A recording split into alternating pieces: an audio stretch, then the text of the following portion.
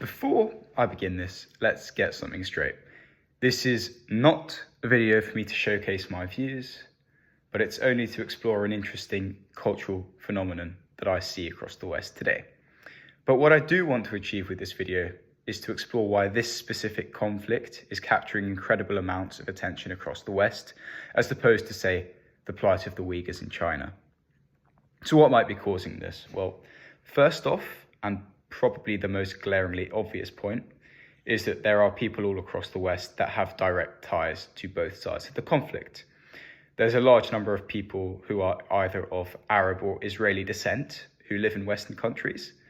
And I suppose one could even expand this circle slightly and say that affiliation by religion could even play a role in the center stage that this geopolitical issue is taking. Both Jewish people and Muslim people live in the West, and both are likelier to support Israel and Palestine, respectively, based on religious ties. I do want to stress that this isn't always the case, but in a majority of cases, say a follower of Islam would support the Palestinian cause rather than the state of Israel. This is probably based on a sense of fraternity between followers of the same faith, and this causes people to empathize more highly with the side that shares their same religion. But this is only a part of it, since interest in this issue does extend beyond just Jewish and Muslim diasporas in the West. Some might see it as a proxy war between the United States and Iran, and that would increase the interest since the most powerful of the Western states is involved. However, there are problems with the presumption that this is indeed a proxy war. There is a split in the support within the United States, even among politicians, so it's difficult to say that the United States is throwing their entire support behind Israel. And on top of that, it's difficult to say that Israel is a proxy of the United States, since they have repeatedly said that they are not beholden to foreign support. And many a time, Israel has actually refused the will of the United States in the past year because it wasn't in their own interest. And on the other hand, one can't say that Iran is a backer of the entire Palestinian Arab people, but only that they are really funding the militant group Hamas. Though Hamas claims to fight for the freedom of the Palestinians from Israeli oppression, there is debate over the good that the group actually does for the entire Palestinian people. Nevertheless, for those who subscribe to this proxy war theory, it is an instance of indirect war in which the United States is involved against an adversary, and so interest will naturally increase. But I think that this theory targets a relatively niche group of people, and it does not really uncover why the issue is so hot across the West today. I think the answer lies within social media and the role that it plays in shaping people's opinions in this day and age. Content on the Arab-Israeli conflict has skyrocketed in the last year, and it's playing a role on the popularity of the conflict.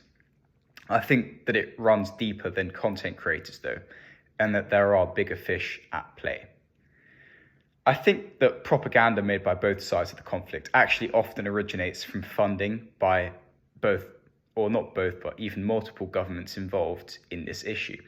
In fact, it is known that Iranian and Russian bots have spammed anti-Israeli and anti-Zionist content on social media recently.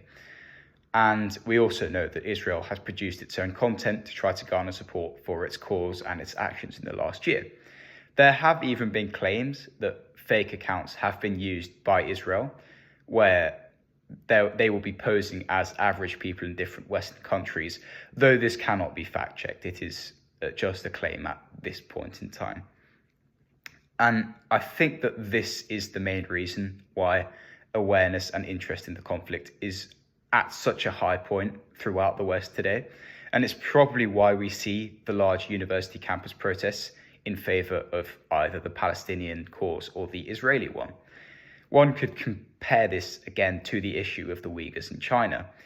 It is near impossible for them to create and publish any online content to try and secure any worldwide support due to the airtight online censorship present within China. And as a result, almost nobody knows about what's going on over there. And on top of that, almost nobody has any interest in that issue. On the other hand, we see the storm that the Arab-Israeli conflict is kicking up throughout Western media these days.